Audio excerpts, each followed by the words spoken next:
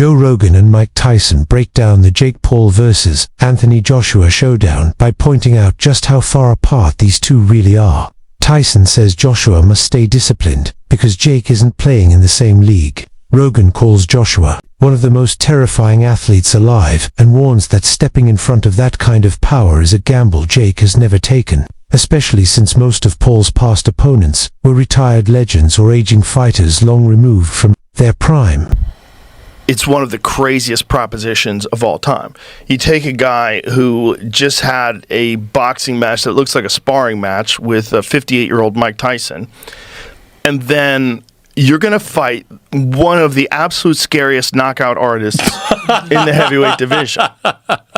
Maybe we should watch the Francis Ngannou fight so you could see. Let's watch that real quick, just so you can see what Anthony Joshua is capable if he's fighting someone that's not in his league. Okay, look, Usyk beat him, and he beat him twice, and Andy Ruiz caught him in the first fight and dropped him and stopped him. It was spectacular. Andy Ruiz is super fucking talented. Usyk is... The Wade Concept host argues that Jake Paul is actually safer getting blasted by a single Joshua bomb than absorbing 8 rounds of steady punishment. A quick knockout is dramatic, but repetitive shots can do far more long-term damage. Even with the required 10-ounce glove smaller padding for a harder impact, the risk remains huge for Paul. The gloves make the fight flashier for Netflix and viewers, but they don't change the reality. Joshua hits like a freight train, and every punch carries consequences. The gap in strength, skill, and experience between the two makes this matchup dangerous no matter how controlled the rules may look on paper. There really is only one outcome that can hurt Jake in this scenario, and that's that he gets viciously knocked out, or he gets beat up really bad for 8 rounds and then viciously knocked out. I saw Nikisa talking on Ariel Helwani's show today about this, about like how it's not necessarily something they're worried about that Jake gets knocked out, because he's not afraid of the one-punch knockout as much as he's afraid of like Jake getting beat up for 8 rounds badly and it, causing some real cognitive damage. And there is science behind the fact that the more repeated head trauma is the more dangerous thing about pro boxing, because those gloves, you can get hit, you get 8 to 10 seconds to stand, and you can repeat it 2-3 times in the same fight, just absorbing punch after punch. So in the totality of Jake getting like knocked out cold, is that the worst thing possible for his health? I mean, who knows, dude? You could have a freaking brain aneurysm when you get hit off one shot from a guy like AJ. Again, knock on wood, you don't want to see any of that happen. If his career ends because AJ hurts him badly, then yes. But if it's a knockout where Jake is able to then continue fighting, people will still watch. It may not be as big as the AJ fight, but he still has an opportunity to make money in boxing. Again, the only way it wouldn't be the case is if Jake got like permanently injured from this fight, which is part of the reason that they take this fight, is because Jake doesn't really have anything to lose here outside of, again, the bodily harm. You fight a guy like Tommy Fury again, which I want to see, I think is more competitive, but doesn't bring the eyes that AJ does. So again, this is the entertainment business, and these Netflix fights are made for a massive audience. But you lose to Tommy Fury again, even by decision, that deflates Jake more than a knockout from Anthony Joshua. A loss to KSI deflates Jake more than a loss to Anthony Joshua. This is a perfect, even if Jake would have gotten just schooled by Gervonta Davis, it would have deflated him more than a knockout, I think. Yeah, it's a lot of risk, a lot of reward, but as far as your marketability, as long as... Nikisa Bidarian lays out why Anthony Joshua was chosen as Jake Paul's opponent. Netflix needed a matchup that pops visually and narratively. They weren't just looking for a fighter, they wanted a global name who elevates the entire production. Joshua checks every box: star power, championship pedigree, and massive global appeal. His presence instantly raises the stakes, guaranteeing a storyline audiences will lock into. With Netflix documenting every step, Joshua becomes the perfect anchor for a high-impact, high-drama event. And, Jake Paul being Jake Paul, he wanted to focus on the biggest, baddest names possible. That included Terrence Crawford. That included Ryan Garcia. That included Tommy Fury. That included Anthony Joshua. And we probably had, 30 or 40 names that we kind of reviewed. And I will say at least 12 or 13 names that agreed to do the fight. Some within the 2-week period, actually. But from a Netflix perspective, they were very keen on Joshua. They were interested on Crawford. They were interested in Ryan Garcia as potential opponents for Jake Paul. They were interested in Tommy Fury at some level as well. And the one that Jake gravitated towards was Anthony Joshua. Once it became clear Ryan couldn't do the fight as well, Ryan was also something that he was interested in doing. And the deal came together mostly because Jake mentioned this as of March of this year, right? That's the first time he was on a podcast and said, I think I can beat Anthony Joshua. Everyone laughed. At the time, Eddie Hearn said this is another, media attention-seeking moment for Jake Paul. I made it clear then to Eddie and to the media, Jake was serious and we wanted to do it in 2026.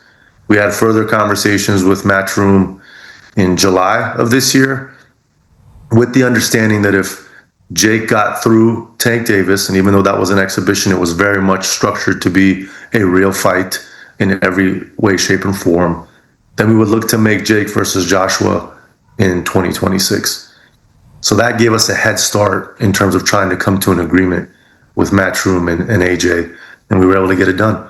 I just want to ask about a couple of those names that you mentioned. Garcia's interesting because a day or so later, Oscar De La Hoya said he's a DAZN fighter. This ain't happening. And of course, we know there's no bigger DAZN name. Ryan Garcia warns that a loss to Joshua could change Jake Paul's life forever. Joshua's power isn't something you just test. One wrong move could damage Jake physically, but also shake up his career, reputation, and future ambitions. Garcia says this fight is more than entertainment, it's a true measuring stick. To survive, Paul must take the preparation seriously and understand exactly what level of danger he's walking into against a polished, heavy-handed veteran like Joshua. I think that this has been a misstep from Jake. I think he wanted to make his partners at Netflix a little too happy, and he's gonna walk into it. But look it, he loses to AJ. Where does he go from here? Who does he fight? You're gonna go back down to 135? The problem is not that he loses to AJ. The problem is the way he's gonna lose to AJ might be life changing. Right. So that's the real issue. It could be life changing in many ways, right? Physically. Yeah. See what he did in Nagano. It's like, but then again, if he gets knocked out, he gets knocked. Frank Martin says the money behind the fight might be huge, but the challenge Jake Paul signed up for is even bigger. This isn't a simple payday, it's a brutal physical test. Jake is stepping in with a seasoned pro whose experience can't be matched by internet fame or clever marketing. Martin stresses that Paul should have thought carefully before agreeing, because the financial reward doesn't erase the very real danger that comes with facing a fighter of Joshua's caliber. Jake now, I wouldn't consider him like a YouTube fighter no more. I feel like he put in the time. He gotten better throughout all his fights. He done got better throughout all those fights, But it's still when you fighting fighters who actually done it for their whole life, it's a little different. If that fight happened, it'll be a good money fight. It'll be a good money fight. But that's a tough task for, Jake going to get that big ass heavyweight AJ. I know AJ personally, so. Johnny Nelson believes this fight could mark the final chapter of Jake Paul's in-ring career if he gets knocked out. Paul has become a massive payday for elite fighters like Joshua, but Nelson says some people already believe this might be the last time Jake can even take a fight of this magnitude. The physical punishment and public fallout could shut the door on future megabouts. This matchup is a turning point, one that could either grow Paul's legacy or bring his run to a sudden halt. For AJ, I'm stuck in between. Because nobody on this green earth would actually turn down 50, 60 million to fight Jake Paul. And people that don't like this will probably watch it because they want to see Jake Paul getting knocked out. So what's it say about AJ and what's it say about Jake Paul? I think I was thinking upside down. For AJ, I thought, Mama's cashing out. He's cashing out because he's going down this mimic line. But I thought, in reality, is he? Realistically, he's thinking, you know what? This big mouth YouTuber stroke boxer has the cheek to call me out. I'd be pissed off at that, if I'm honest with you. I'd be upset if I was AJ, thinking, that's disrespect, man. You think you can deal with me? But he didn't. AJ was jovial and he commended Jake Paul's business acumen, saying, we've sat down, the deal's been done. But still, it just leaves a an odd taste in your mouth. So as long as AJ gets the job done, and I mean gets the job done, shows his world-class pedigree, and wipes this boy out, then everybody's happy. But how does it enhance his career? The only way it enhances his career is financially. That's it. No other way. There's no props from beating Jake Paul, apart from saying, thank God you shut him up. For Jake Paul now, I got to give this boy props, because he now has our attention and the whole world is talking about Jake Paul. I want to say a big thanks to our sponsors, Bet Goodwin, for supporting that boxing show. Now, if you're interested in having a little flutter, or as I call it after my dad, Benji's Bets, Bet Goodwin's the place to be. Check out Bet Goodwin using the QR code on the screen. I'm probably alright. I'm probably 90% thinking the fight's going to happen, but I'm struggling. I'm thinking this boy can't be so stupid. But then you hear a whisper. You hear a whisper that Jake Paul himself might be cashing out, because the big purses that he's pulling, fighting these has-beens or ex-fighters, they're dropping slowly but surely. So maybe, just maybe, this might be his last fight, getting in there with Anthony Joshua and getting knocked out. But there's always that conspiracy theory. Are there some contract agreements that can and cannot be done, which will never see the light of day, that we don't know about? Well, if you're an ex-fighter, and if you like the fight game, you'll see fake. You'll know fake when you see it. So if there's any of that fakery going on with this, pulling a shot, taking it easy, giving man a bit of a breather, especially coming from AJ, I'd be disappointed. Anthony Joshua didn't hold back when talking about Francis Ngannou turning down a Jake Paul matchup. In Joshua's eyes, walking away from that offer was a major misstep. He pointed out that fighters don't get life-changing paydays thrown at them every day, and passing one up can cost you more than you think. Chael Sonnen backed him up, saying Ngannou should have jumped on the opportunity. To him, there was virtually zero downside, no real risk, big payday, and massive spotlight all in one shot. Joshua's take highlights a simple truth about the fight game. Success isn't just about power or technique. It's about recognizing when a rare door opens and knowing when it's smart to walk through it. Does not take the fight against Jake Paul. Anthony Joshua takes the fight against Jake Paul. Anthony Joshua at the press conference gets asked his opinion of Francis not taking the fight against Jake Paul.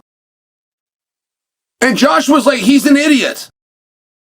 He's an idiot. There is no reason for him to not take this match. I cannot be and am not mad at Francis. I can't be. Like rules would preclude me from being upset with Francis. I'm not a big Francis fan. Francis fan. I'm not a Francis supporter.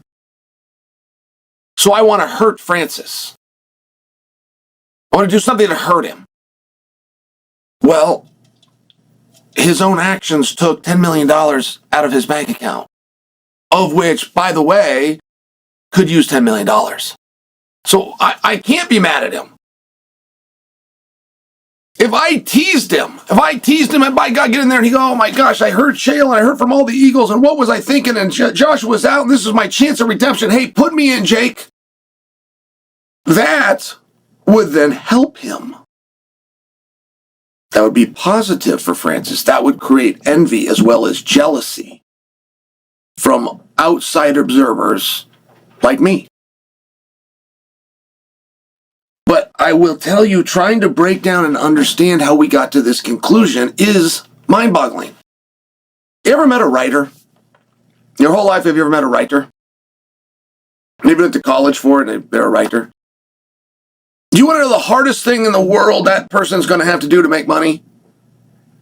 Jake Paul has tried to flip the narrative by pointing out Anthony Joshua's difficulties with smaller fighters. Analysts, including Henry from a popular podcast, broke down these matchups, showing that while Joshua sometimes adjusts slowly, his technique, power, and reach usually erase any size-related disadvantage. Paul sees a weakness, but the analysts see a heavyweight who knows how to adapt. The debate continues, but with Joshua's experience and polished fundamentals, the supposed advantage may not be as real as Paul claims. Joshua definitely doesn't struggle, and that's against guys who are of a similar stature to him. When he won his first world title against Charles Martin, he was a taller heavyweight, not taller than AJ necessarily, but a heavyweight of taller stature, and he got that one with a very simple knockout. It was one of the easiest fights of Anthony Joshua's career. He had a war against Vladimir Klitschko, but again, he was highly competitive and eventually managed to get Klitschko out of there. In the Kubrat-Pulev fight, while it was a mixed performance, he did end up producing one of his best knockouts. Similarly against Robert Helenius, whilst AJ probably didn't put in one of his best performances, again, it ended in another dramatic knockout. He was punch perfect against Otto Wallin, in my opinion, and he had that absolutely devastating knockout win against Francis Ngannou, who, of course, an absolutely enormous man with a fantastic chin, or so it seemed until Anthony Joshua got his hands on him. Even earlier on in his career against the likes of White, Brazil, and Molina, these were all taller heavyweights who AJ dealt with consummate ease. Of course, most recently, he had that loss against Daniel Dubois. So the reason I mention all of these is to say that AJ doesn't struggle against every shorter man. Therefore, if Jake does okay in some capacity, as I say, loses on points or manages to go several rounds of Anthony Joshua, then you have to say that Jake Paul's quite a bit better than we thought. And Anthony Joshua, yeah, he's slipped since then a bit. I mean, AJ physically was better back then, but he's way more experienced now, so he's maybe around the same overall. It probably all evens out. But the point is, you'd have to give Jake Paul some credit in that situation and really worry about where Anthony Joshua is at this point. Overall, while some of the things that Jake Paul's saying might be true, it still doesn't mean that he has any hope in hell of winning this fight. I still fully expect Anthony Joshua to deal with him within a couple of rounds. Now look, to most people it'll be a loss to Anthony Joshua if he doesn't even finish him in round one. But the reality is, I understand in boxing that someone can move and can survive for periods of time. It might be that Jake Paul runs. If he does that, then yeah. This fee, GHTB, one of the biggest mismatches modern boxing has seen. Yes, Jake Paul has youth and energy, but that alone can't close the massive gap in skill, ring IQ, and professional experience. Fans expect fireworks, but almost every measurable factor leans heavily toward Joshua. Jake has built his name through social media hype and carefully chosen opponents. But this matchup is a different universe altogether. Analysts say opportunities like this huge money, huge exposure don't come often, but neither do risks of this magnitude. The fight tests whether Jake is ready for true elite-level competition, or if he's stepping too far beyond his depth. GHT has grabbed headlines because it may. Why the f*** would he do this? And the only rational idea I can think of for why he's taking this fight is the fact that, from what I could find, it seems he's getting paid around $92 million by Netflix for this fight. And I'm sure all of you that are watching have all had that conversation with your friends where you ask dumb shit like, how many millions to box Anthony Joshua? I mean, yeah, I'd gladly take brain damage for $92 million. I'd do it for like $20K. And I don't think Netflix are going to be happy with replacing Gervonta Davis with a Nate Diaz rematch, as much as Nate Diaz may love that. Who do you want to fight next? Nuggets. Who do I want to fight next? I want to beat the fuck out of Jake Paul and Anthony Joshua, either one. Oh, shit. Yeah, you may think Nate Diaz is being delusional here, but, I mean, I'd take brain damage twice in one night for that kind of money. And as crazy as it seems that Jake Paul's